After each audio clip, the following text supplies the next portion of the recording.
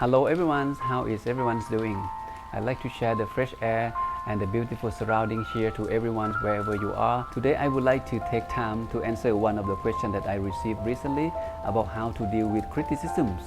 Because the voice of others, the opinion of others, whether it's real or from their own imagination, have such a profound impact into our emotional life.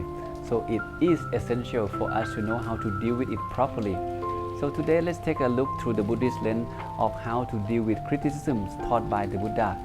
Let's hang out with our great teacher, the Buddha.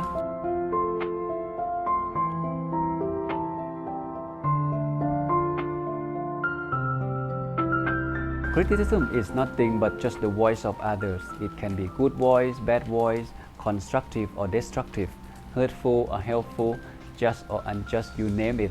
Basically, they're just the opinion from others come toward you. There are three kinds of people in this world that we should be aware of. The first kind of people is the people who love you and ready to support you. If you do something good, they are happy for you. But if you make a mistake, they will be there to support you. The voice from them is quite encouraging, right? But it's not always the case, because there are also the second kind of people out there as well. People who don't care what you do, whether you do good, you do bad, they will be there and ready to criticize you. And that's something you should be aware of. And the third kind of people is the people who feel indifference. Whether you do good, you do bad, it means nothing to them. The question is, when we get blamed, when we get criticized, we hear the voice that we don't want to hear from others, how can we deal with this? What would be the right way to handle this kind of situation? When you feel worry, when you feel anxiety and you don't know what to do, make sure you regain your consciousness. Make sure you bring back the clarity of your mind. Utilize your own breath. Simply just sit back, relax, and take a few good deep breaths. Breathe in and out, relax. 3 times, 5 times, doesn't matter. Because when you start bring your attention back to your breath, then you regain your consciousness, regain your relaxation, regain the clarity of your mind, and that gives rise to the wisdom to start working. So you take time to reflect on what's going on, why did they say something like that, what's happening actually. And then we go from there. Don't get too nervous, don't get too worried about it. Again, like I said, it's not life and death situation. It's just the voice of others that's coming toward you.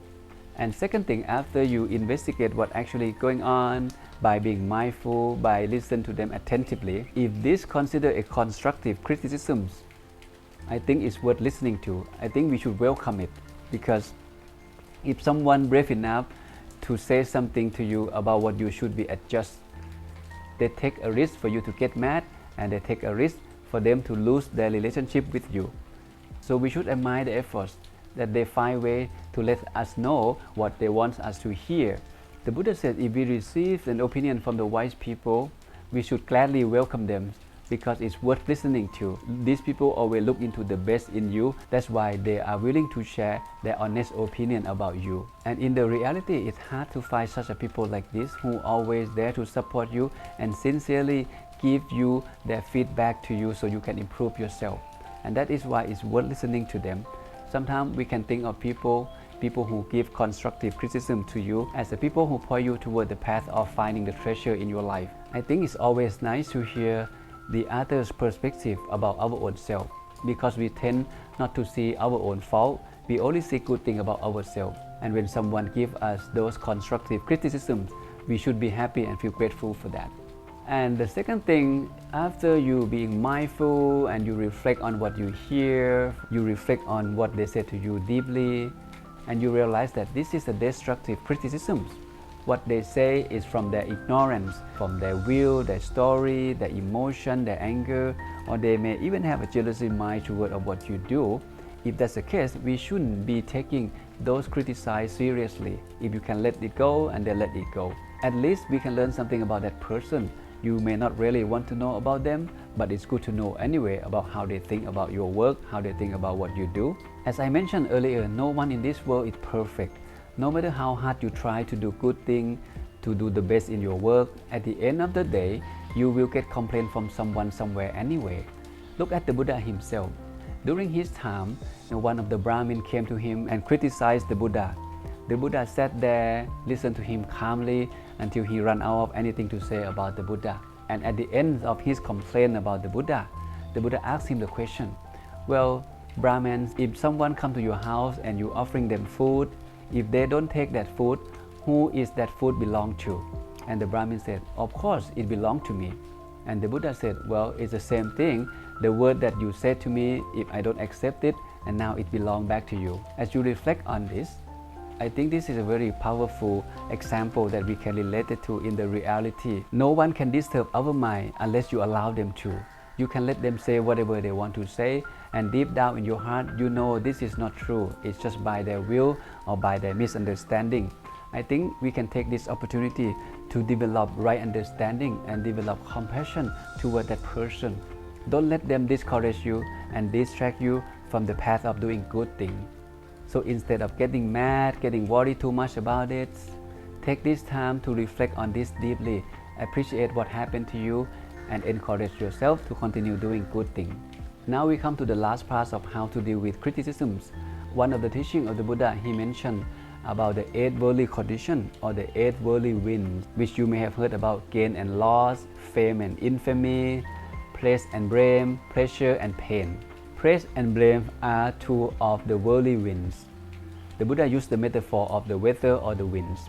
The winds come and go, sometimes strong, sometimes not strong, but it's come and go, it's not permanent, it's keep on changing.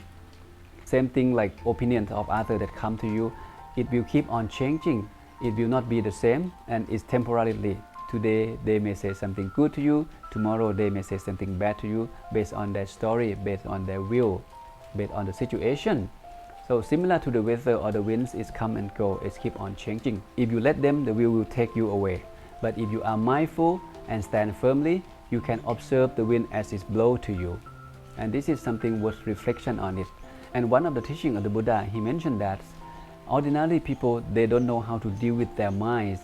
When they get blown through these worldly winds, they might get obsessed and they will be worried about it and they don't know how to get out of it. But for those who understand the nature of this condition of the worldly winds, they can remain calm and let it go, because these things, they are impermanent and they are not that important into our life. In short, what we have learned so far about criticisms is just the voice of others, which can be good voice or can be bad voice. You may think of criticism as the basket of clothes or garments. When people give clothes to your basket, you have a choice to select what clothes that fit you and then you can use it. What clothes that doesn't fit you or it doesn't work for you, then you can throw it away. Select the good thing that motivate you, that inspire you to continue doing good thing, and ignore the bad thing that come to you, just like the wind that passed by you, whether the strong wind or the light wind that passed to you. So I like to end up with this wisdom from Socrates. He once says, the only way to get out of criticism is to do nothing, to say nothing, and to be nothing. So please be strong, stay confident, and continue doing good things that you're supposed to be doing.